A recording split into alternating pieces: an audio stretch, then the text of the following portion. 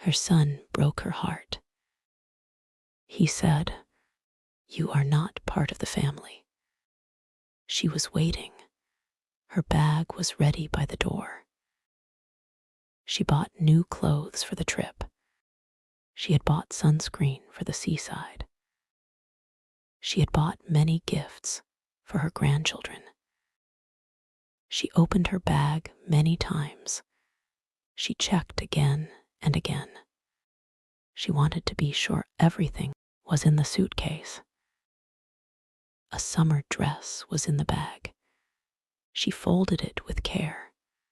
Her new sandals were there. She looked at the clock. Time was slow.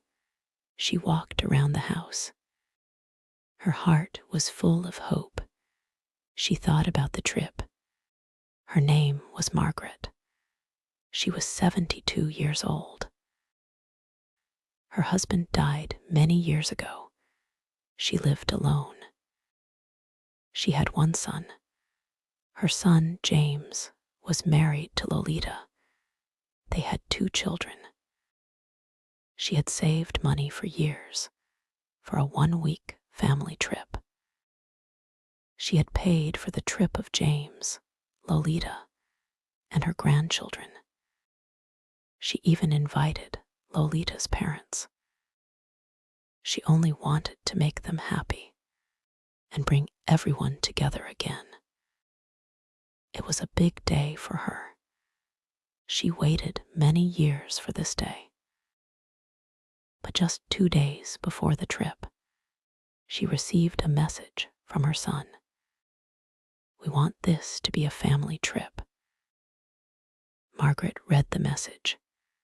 She felt a cold, small thing inside her chest.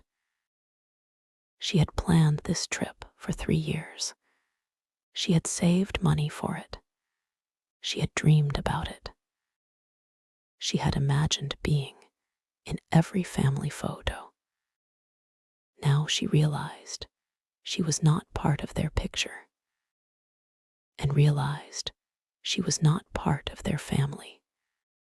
Her heart was broken. Her son didn't see her as family. Then the phone buzzed again. It was another message. The message said, "Don't take it the wrong way, Mom. It's not personal. It's just easier this way." She did not answer. She looked at the phone screen until it went dark. Then she put her face down on the table. He didn't even call. He didn't even say thank you. He didn't even try to lie nicely. He was cold and quiet. Her son was very kind before. He always loved his mother. He always tried to make her happy. But now he had changed. He didn't see his mother as part of his family anymore. She knew things were changing. It was not only her son. Her daughter-in-law, Lolita, had changed too. Lolita also corrected her words in front of the children. She always tried to keep Margaret away from the family. Margaret planned this trip to bring everyone together again. She always wanted to take a trip to the Mediterranean Sea. She wanted to play with her grandchildren on the beach and take pictures.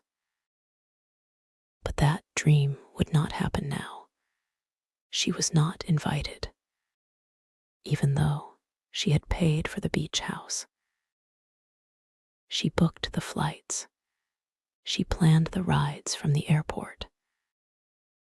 She talked with the travel agent for many hours. She made sure the beds were soft for the kids. But now she was nothing. She was just a name they removed from the list. She sat in the kitchen for a long time. It was almost midnight. The house was dark, but she didn't turn on the light. For a moment, she felt shame. Not anger or sadness, just shame. She thought about calling him. She picked up the phone. But what could she say?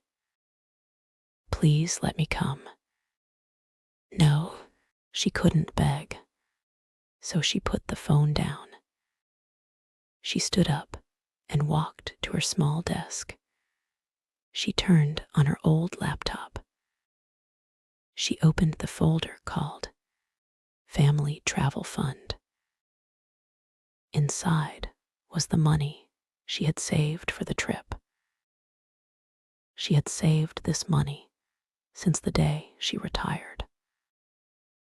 She even made a special bank account for it. It paid for the villa, the plane tickets, and everything else. She had also connected James's and Lolita's cards to the travel account because she trusted them. With one click, all payments would stop. With one call to the travel agency, everything would be canceled. But she didn't click, not yet. Instead, she opened a new document. She started to type something. It was a list. It was a new list of names. Women from her church. Women who hadn't left the state in 20 years. Her friend Helen was first. Helen's son hadn't talked to her since she got cancer. The next one was Ruth.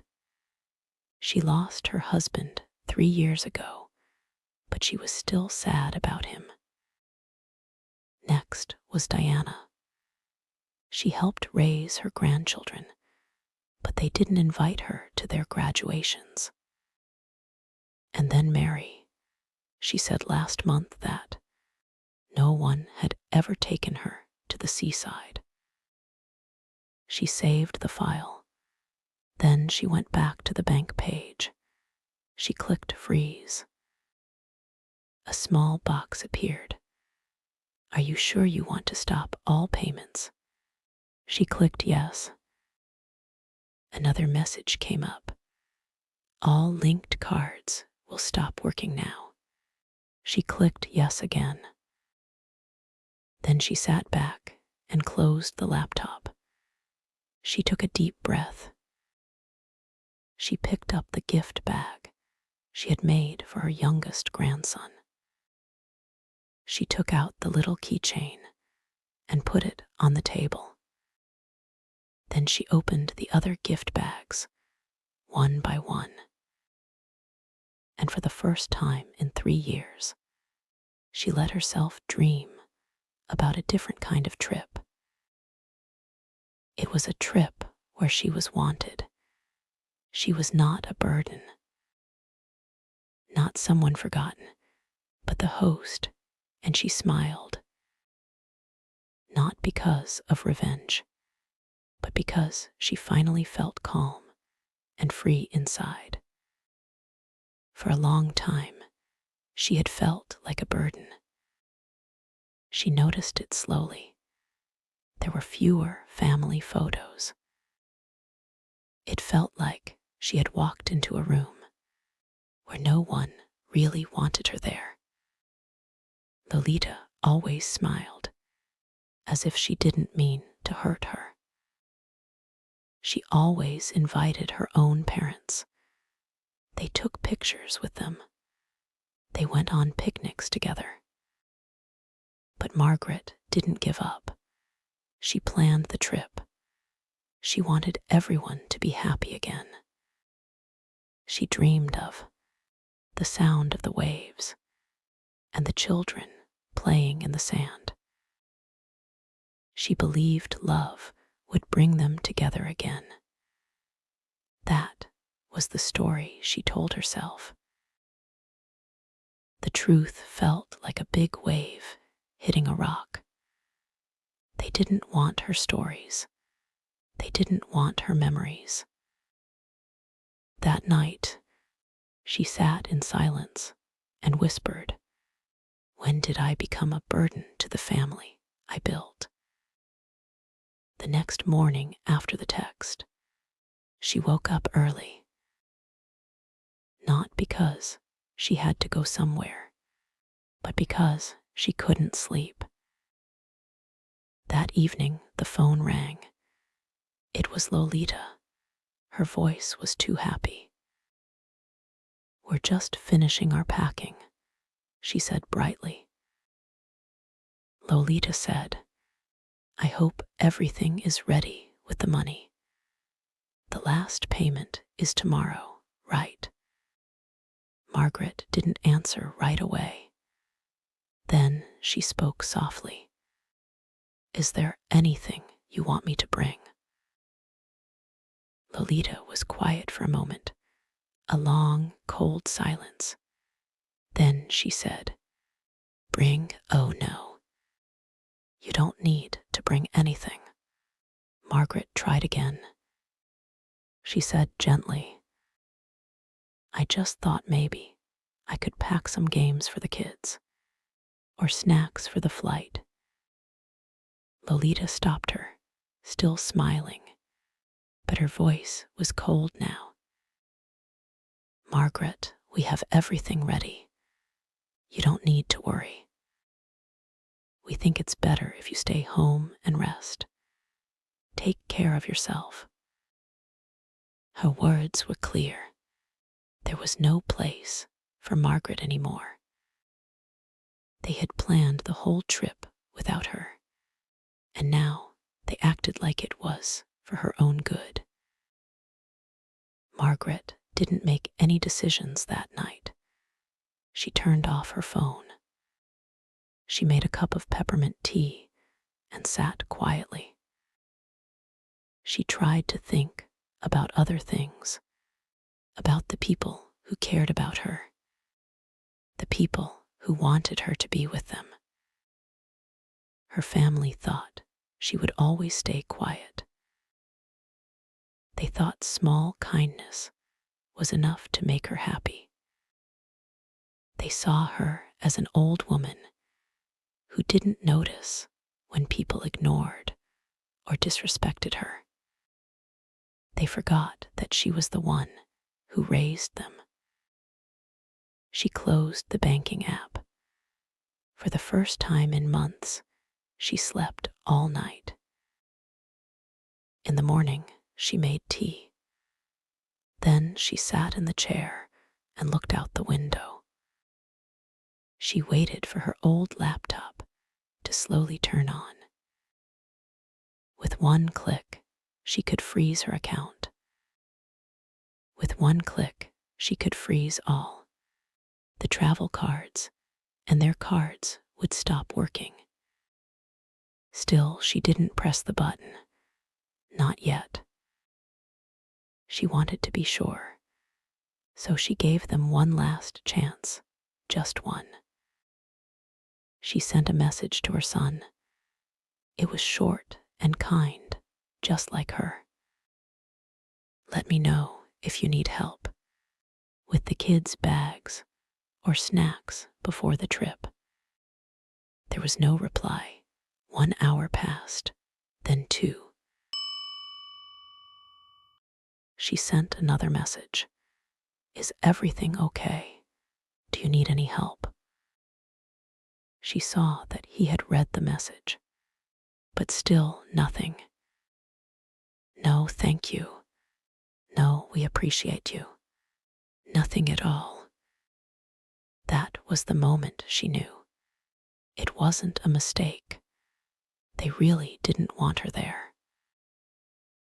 She opened the banking app again. Her finger stopped over the button. Then, without fear, she clicked. The icon turned blue. A message appeared. Freeze mode activated. The screen said, "All transactions are now paused. Manual approval is needed to start again." Done. She looked at the screen for a moment. There would be no email, no alert, no warning. She leaned back in her chair, took a sip of her tea, and took a deep breath. It wasn't revenge. It was a warning. It was a lesson. Lolita started posting stories from the moment they entered the airport. She shared pictures with James, the kids, and her parents, and wrote in the captions, "Family trip." Then a message appeared on her phone. It was from her son. "Hey, there's a strange error at check-in. Can you check the travel account quickly?" Margaret didn't reply. 5 minutes passed. Another message came. "James here. They say the card was declined many times. Do you see anything on your side?" Then voicemails came. "Mom, it's me. Please call me back." Still, she said nothing. Then the phone calls started. At first, one every 10 minutes. Then every 5. Then one after another. More messages came. "Okay, I'm not sure what's happening, but we can't confirm the rental. Mom, please. The kids are scared.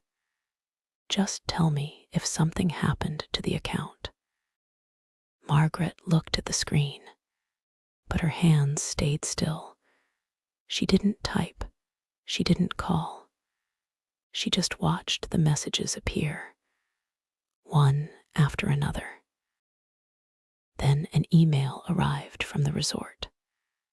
Subject: Booking cancellation request confirmed. Dear Miss Esmett, we have canceled your villa booking as requested. Because the account is frozen, all payments have been returned. James sent another message. We're boarding now. Please call me. But she didn't. Their plane took off, but they had no place to stay. Because they had broken her heart, they had broken her trust. By noon, she had more than 50 missed calls. From James, from Lolita, even from Lolita's mother. She didn't listen to the voicemails anymore. Instead, she went for a walk. The air was warm. Birds were singing. A neighbor waved and asked, "Going anywhere for summer break?" Margaret smiled and said, "Not yet, but soon." When she came back home, the phone was quiet. It had finally stopped ringing. There was only one new message. From her son. "Look, if this was about what we said, maybe we messed up." "Okay, I don't know." The next message said, "Things got a little confusing, but the kids are here. They're happy. We can fix this. Please unlock the account. I promise we'll talk about everything when we get back." She looked at the screen. They wanted the trip, but they didn't want to say sorry. They wanted her money, but not her heart. No, they didn't want her. So Margaret didn't unlock the account. She didn't reply. She didn't explain. Because she didn't owe them anything. Sometimes silence is stronger than words. 2 days after their flight, the refunds began to come in. One by one, little by little. First, the resort. Then the rental car company. All the money she had paid came back to her account. But the full account didn't matter to her. She wanted to travel with her family. She wanted to give love and receive love. But they didn't value her. They pushed her away. They disrespected her. So she decided to spend her money on people who could fill her loneliness, who would listen to her, and who would never get tired of being with her. She turned on her old laptop and opened the folder she had written before. Helen from church, a widow whose children hadn't visited her for 5 Christmases. Ruth, she still wore her wedding ring, even though her husband had left 30 years ago. Melissa, she took care of her brother with dementia and slept every night on a small bed beside him in the hospital. Laura, she once said, "The hardest part of getting old isn't the pain, it's being invisible." And Mary, her old neighbor, a retired librarian who had never seen the ocean. And Janet, the woman who once gave her a ride to the clinic when she hurt her ankle and never let her pay her back. She sat in the kitchen for a long time. She called each of those women and surprised them. They were surprised and happy. They asked, "Really? We're going to the seaside together. We're going on a trip for a whole week." This time she made all the bookings in her own name. 1 villa, 6 women, 7 days. She called the travel agent again and gave her the new names. She asked for separate beds and 1 big table, big enough for all of them to sit together every night. They went on the trip together. Their villa was near the beach, and they could see the sea and hear its sound. At night, they sat by the water, talking and laughing together. One woman said, "This is the first time in my life I'm living just for myself." Another said, "It feels so good not to clean other people's tables." On the last night, they walked quietly along the beach. The stars felt so close. The water touched their feet. The moon shone on their wrinkled faces.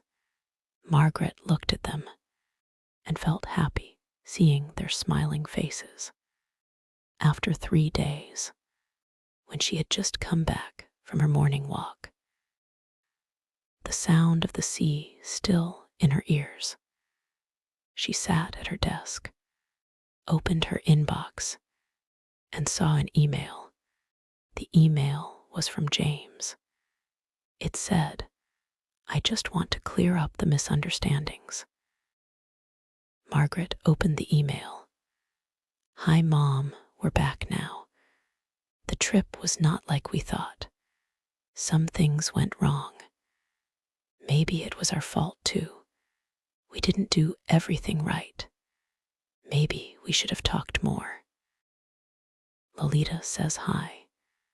She was very stressed and didn't want to leave you out. She just wanted the trip to go her own way. You know how she likes everything to be perfect. Anyway, I've been thinking, maybe we weren't fair to you. Maybe we made mistakes. We're home now, and things are a bit hard. The kids are confused, and we don't want them to see too much drama. Also, we have some money problems. We had to pay for new bookings with credit cards, and now it's getting worse. So I wanted to ask, if you can, could you please return the money we gave for the trip, or even part of it? I know you're hurt, but we're still family. She read the email once, then again, then a third time. Each time, her eyes stopped on one sentence. If you can, could you please return the money we gave for the trip? She leaned back in her chair. The room was heavy with silence. They wanted the money back. Not an apology, not peace, not love, just a refund. She closed her eyes and saw herself at the dinner table with her friends. They laughing, clinking their glasses, passing bread. No demands, no expectations, only presence, only peace. She opened the email again, her finger resting above the reply button. Then she closed it. There was nothing left to say. She folded the laptop shut and walked to the kitchen. She poured herself a glass of iced tea and looked out the window. She smiled. She hadn't received a real apology, but she no longer needed one. She had something better, clarity and the peace. She had realized she no longer needed to fight to be with her family, to force herself to belong, or to pretend she didn't see the disrespect. She needed to create value and peace for herself. She needed to be where she was truly wanted and never beg for love again. Later, she sat on the beach, dipped her toes in the warm sand, and looked at the calm waves of the sea. Behind her, the villa was glowing with the gentle sound of laughter, not loud, not for attention, but warm and real. That night, after dinner, they all went out to the patio. The sea breeze was soft. It carried the smell of salt and flowers. Margaret took out 6 candles. They all sat around the candles, lit them, and meditated in peace. After the candle had burned for a while, she stood up and walked slowly toward the edge of the beach. The other women followed behind her, their footsteps quiet in the sand. Then Margaret spoke, not to them, to the part of herself that needed to hear it most. "I'm not sad anymore," she said, and she was. She wasn't angry either. She wasn't waiting for James to call. She wasn't hoping Lolita would realize what she had done. She had simply stopped carrying it. And for the first time in many years, she felt light. She felt free. She thought about that email, the cold message that tried to turn sorry into a deal. She thought about all the years she had tried to be enough for people who only saw her when they needed something. And she smiled, not the fake smile you wear at family gatherings, when they hand you a paper plate and tell you to sit at the kids' table because there's no room for you. And now she didn't owe anyone anything. Not because she was bitter, but because she was finally free. She was free from people's expectations, free from trying to fit in, free from always giving and never being thanked. She stopped trying to make people happy all the time. She stopped trying to get approval she had already earned many times.